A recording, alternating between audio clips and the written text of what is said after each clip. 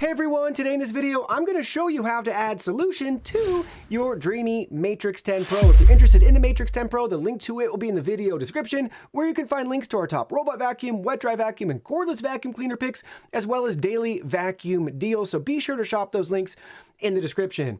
Now let's get right to it. Where is the solution tank? Well, up at the top, press this button to pop open the cover, and ta-da, it's actually in here, this hidden cover right there. There's two arrows at the bottom. Just pull it towards you, and that's going to reveal our solution compartment right here. And look at this. This one has 3 solution compartments, A, B, and C. So add the correct solution in each one. A is going to be like your multi-purpose general cleaning solution. B is your pet specific, and C is for your wood floors. So fill them up, load them up, pop it right back in there. Take this cover. You got multiple tabs, 4 tabs at the top. And then just snap it in place, and then you just shut this door, and that's it. That's how you add cleaning solution to your Dreame Matrix10 Pro.